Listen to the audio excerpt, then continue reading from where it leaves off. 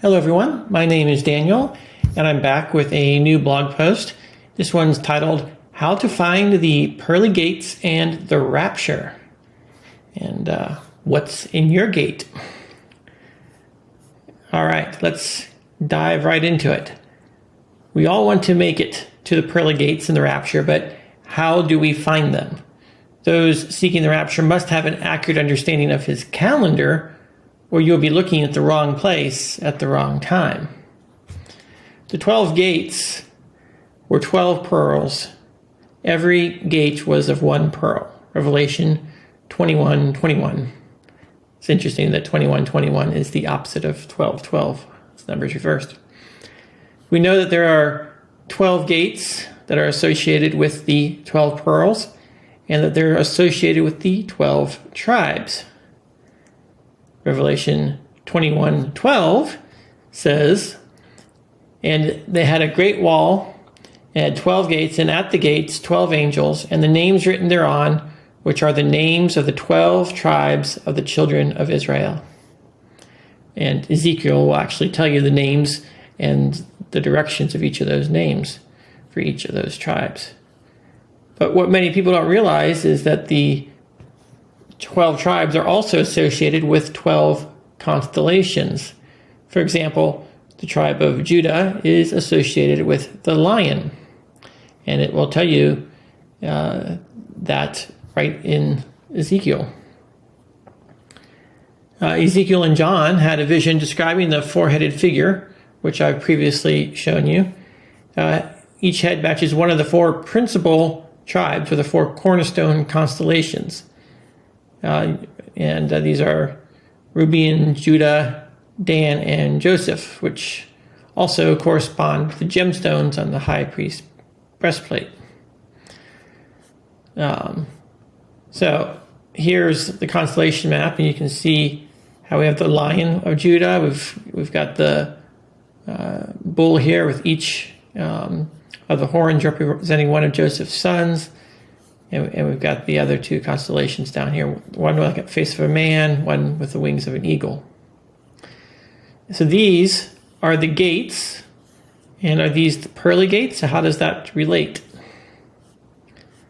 So I recently did a video on the golden gate of the ecliptic, through which all the planets, the sun and the moons, pass over time.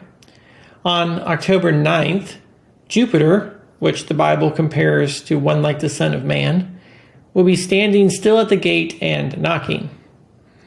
So this is an example of one of the gates and how it relates to signs in the sun, moon, and stars.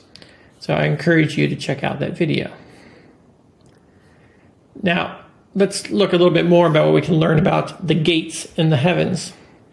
Psalms 19 reads, "The heavens declare the glory of God, and the firmament shows his handiwork. Day unto day they utter speech."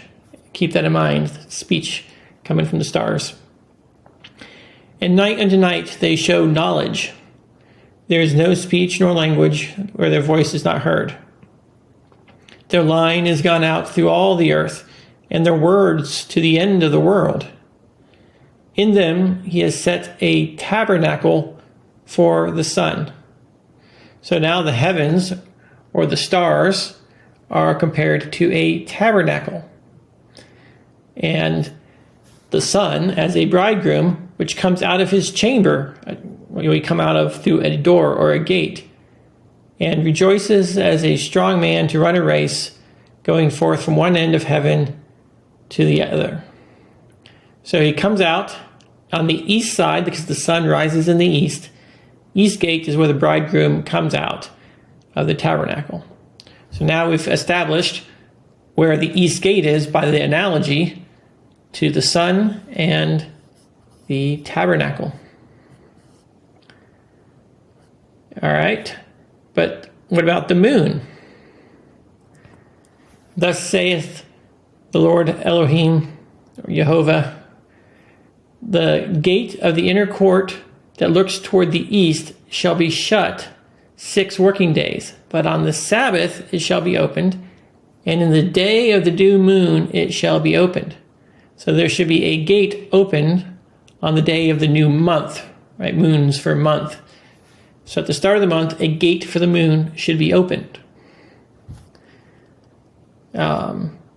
And so the heavens are a tabernacle, the gates are the constellation, the moon marks the month, and the gate looking east should be open for the moon, and it is a pearly gate. I think the full moon is a pearl that should be coming through the gate, the east gate, at the start of the month. And we're going to explore this theory further in this post.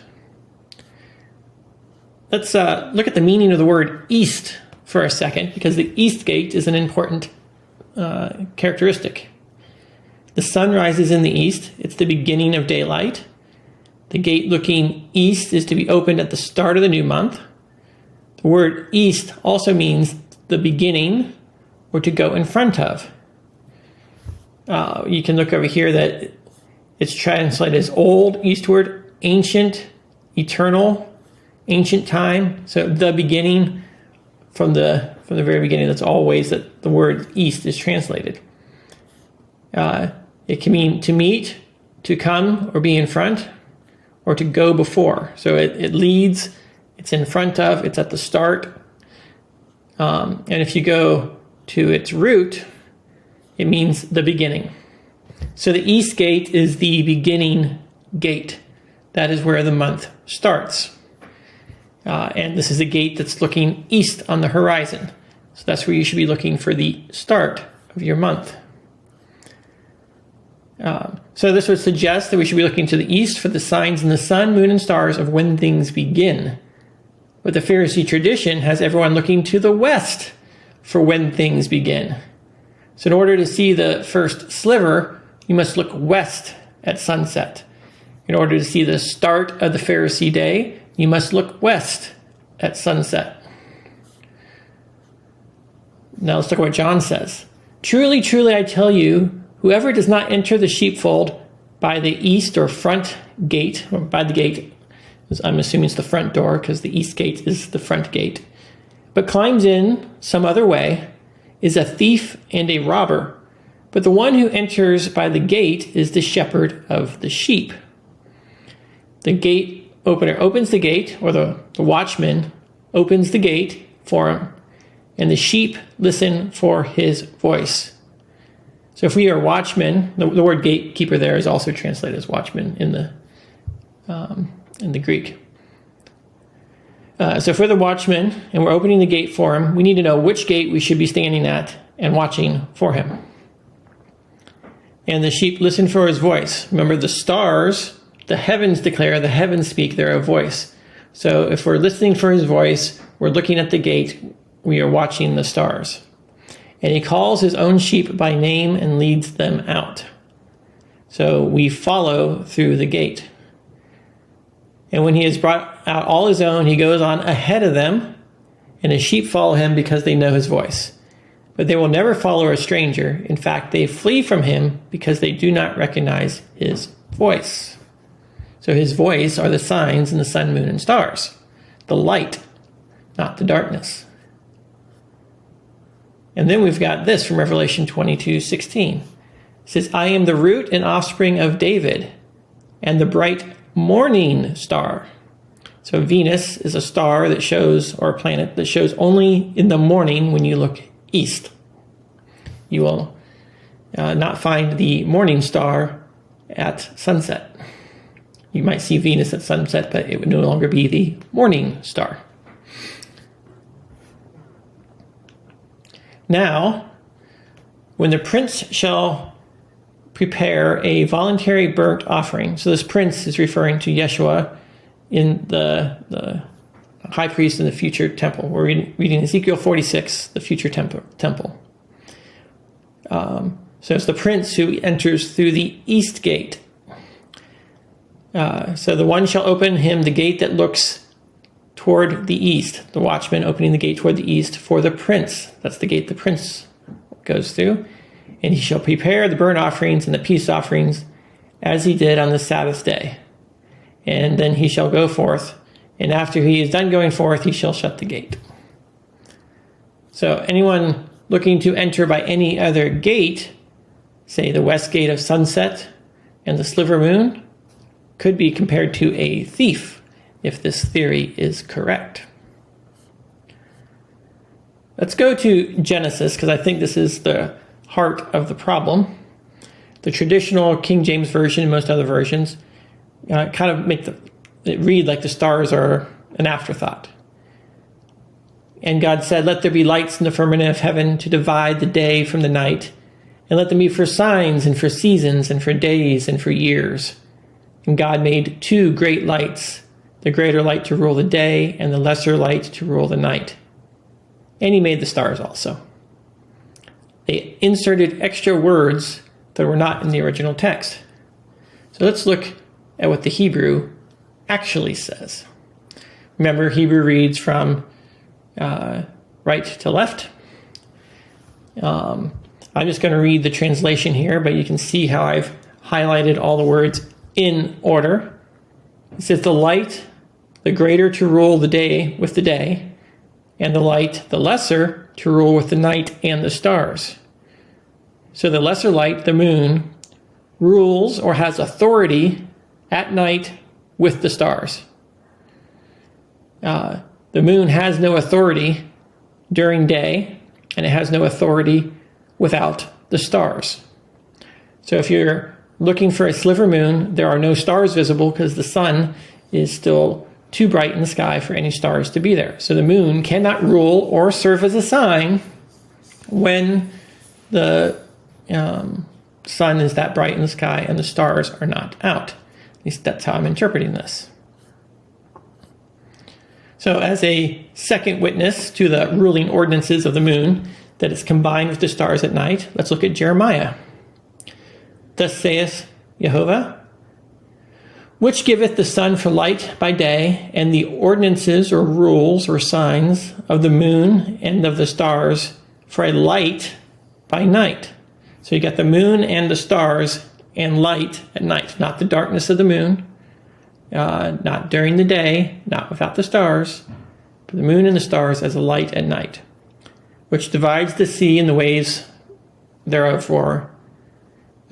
Yahuwah of hosts is his name. If those ordinances depart from before me, so if you no longer following the signs of the moon and the stars, saith Jehovah, then the seed of Israel shall cease from being a nation before me forever. Well, we know that when he returns, he's going to lead us back into his true calendar and days. But it definitely seems like Israel ceased to follow the signs, and that's why the temple was destroyed in 70 AD. And this is what Isaiah says. "Bring no more vain oblations. Incense is an abomination unto me. The new moons and Sabbaths, the calling of assemblies, I cannot endure or away with. It is iniquity, even the solemn meeting." And Barnabas, who is from the Apocrypha, whether you agree with this being scripture or not is irrelevant. It's a documentation of what was going on in the days after Yeshua. Finally, he said to them, "Your new moons and your Sabbaths I cannot away with." So he's quoting Isaiah. You see what is his meaning? It is not your present Sabbaths that are acceptable. They started keeping Sabbaths on Saturday, and that's why Stephen was stoned, because they were worshiping the star of Rephaim, which is Saturn, the day of Saturn. And so when they started moving to that day for their Sabbaths, that was the beginning of the end. So I believe that during the time of Yeshua, there were many different people keeping different Sabbaths, and that the people in charge of the temple were probably still keeping the proper Sabbaths, but the Pharisees and maybe the Essenes and other sects had different schedules. But of course, the main feast days were going on the temple schedule. And if you're keeping a lunar Sabbath, then 1/7 of the time you are aligned with a Saturday Sabbath.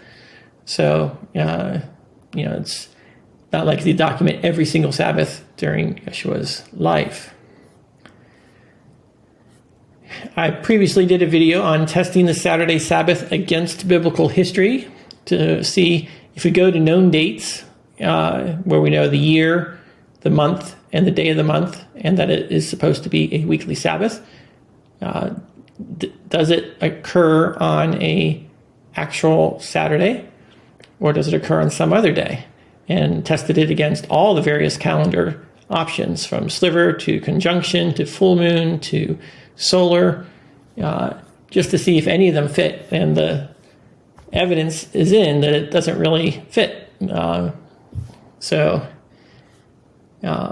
I also did the video about Saturn's Day is Coming with 4 horsemen, where I outline the origin of the name Saturn and Seder, and how that's tied to devil worship.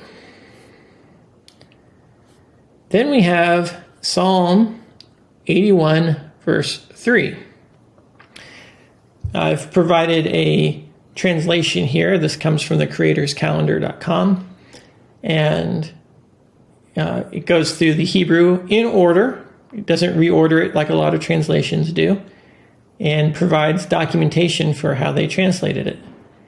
And this translation reads, "You shall blow with the new moon shofar in the full moon for the day of our festival sacrifice." So this seems to suggest that the full moon feast, which is you have festival sacrifices every full moon, every new month, and that seems to be what Psalm 81 is describing.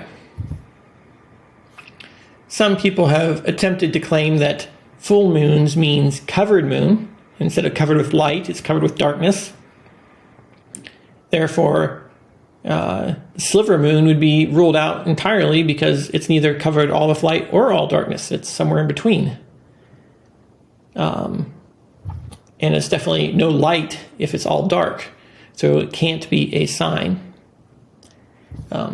So there's some more evidence here. I'm not going to go into all the details, but suffice it to say, if you don't reorder it and insert words like "and" that aren't in the text, then it's very clear what it's saying. But translations and other people add things like "blow it on the full moon and on our feast day," instead of "for the day of our festival sacrifice," which is the clearest translation. So you can check out the link to this. It is going to be in the video data, and you can study that yourself.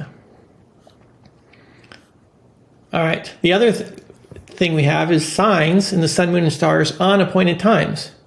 So there are many signs that people have identified, but they almost always only fall on a full moon calendar. And so these are the ones I've identified. The birth of Christ occurs on first day of Tabernacles, circumcision on the 8th day, the solemn assembly. The cross, Passover, there's a sign with Jupiter, sun, moon, eclipse in the Lamb of Aries. Revelation 12 occurs on the 3rd day of Tabernacles. And the 4 horsemen sign, which I've done a video on, occurs October 9th of this year, is on a solemn assembly. But if you use the sliver moon or the conjunction moon, dark moon, then the birth of Christ occurs on the Feast of Trumpets, but no other appointed time lines up with any of the signs in the sun, moon, and stars. So I think that's a pretty good testimony that one of these calendars is synced up with Yah's plans in the heavens, and the other is made by man. And so if you're interested in understanding all the feast days between now and October 9th, I did this video here. It provides all the dates on the full moon calendar for every feast day. You can check that out. So given everything that I have discussed so far, I must find that the book of Enoch is incompatible with the Bible in fundamental ways. While it acknowledges the 12 gates or portals or windows or constellations, it teaches to look to the west for the silver moon to identify the start of the month. And it entirely ignores the stars. Technically, it does mention looking for the last day of the month as the sliver in the east before the dark moon. However, by the time the moon rises enough to see the sliver, the stars are long gone, and the best it could be is a sign for the dark conjunction. Woe to those who call evil good and good evil, who substitute darkness for light and light for darkness, who substitute bitter for sweet and sweet for bitter. So in conclusion, we know that he will gather those who are sorrowful for the appointed feasts, to whom the shame of it, the feast, was a burden. So those who feel the burden that we don't have his feast days, that the calendar is lost, that people aren't celebrating them, those are the ones he says he's going to gather. So we should have a heart for it, because the watchman needs to look for it. We're commanded to watch, which means we should be sad that people are missing his days. And even if you don't agree with this, you should at least be sad that it's ambiguous and it's not clear. I think most people can acknowledge that they're at least somewhat guessing on what the true feast days are. And so it's not super black and white for most people.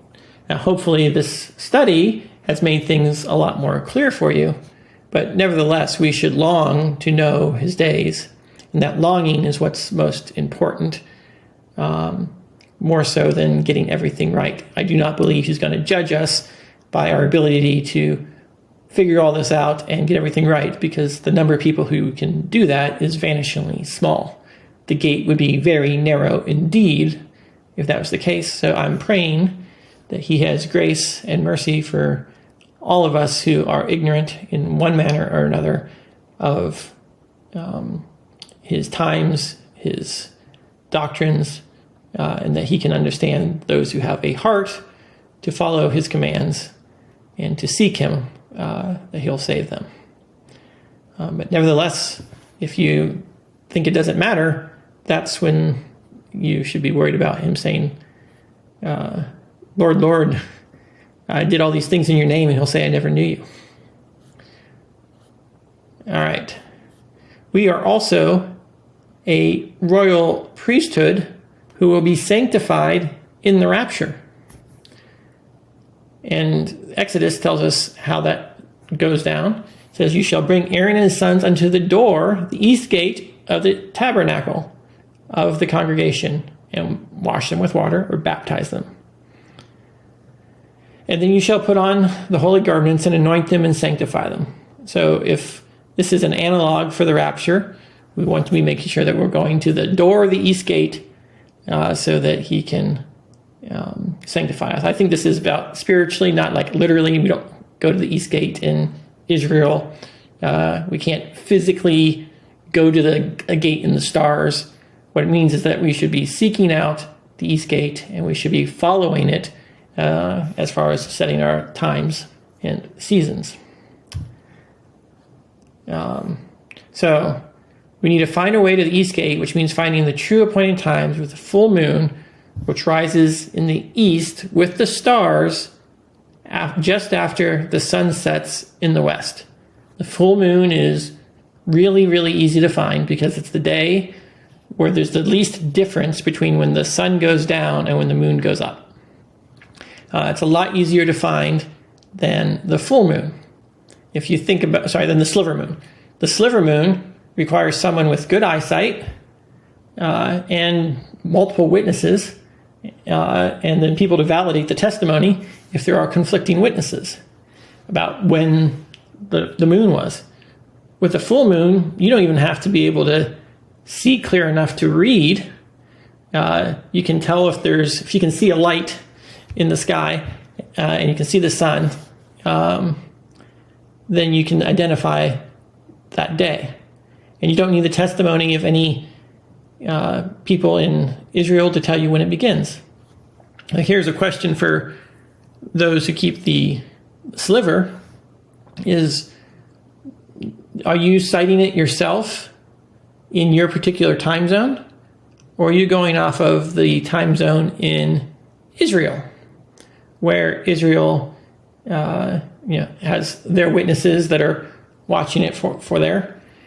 Or are you simulating it by using something like stellarium to say, well, this is what it is in Israel. But if you're doing that based on Israel, you're still relying on the international dateline, which is a man-made sign. It's a man-made system for determining when one day begins and when another day ends. And then you end up with situations where governments along the international dateline periodically jump from one side to the other, and people who thought they were worshiping on Saturday are now worshiping on Sunday. And now they have to decide, well, which one was right, before or after. And that creates a real conundrum.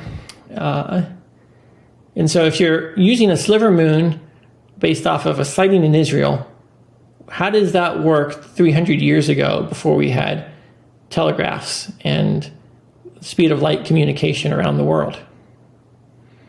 If you don't know until word of mouth gets to you when someone actually sighted the moon in Jerusalem, can you keep the calendar? Is it even a viable system?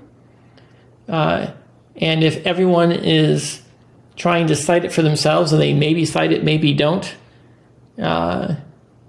is they're going to have conflicting reports in different cities. So it seems like it's a real problem. But all that disappears when you use the full moon, because you don't have this sighting of a moon that requires some level of visual clarity and multiple witnesses to confirm. So one's driven by man, one's driven by God. One works on an island without any communication. The other requires communication. So one requires a government of men to make decisions. The other is just the appointments in the stars that are fixed, never changing, established from the beginning of creation. And that's how I believe his appointed times are. They are not subject to men's ability to see stars. Whether we see it or not, the day will be the day because it's appointed. Anyway, I hope you enjoyed this video. I have a poll out there about whether or not you think the full moon or the sliver moon is the star of the month. I hope this was changing your mind. Please leave a comment if I have convinced you to change your mind. And if not, please let me know what evidence you have for the sliver so that I can attempt to address it. Thank you very much. I'll see you next time.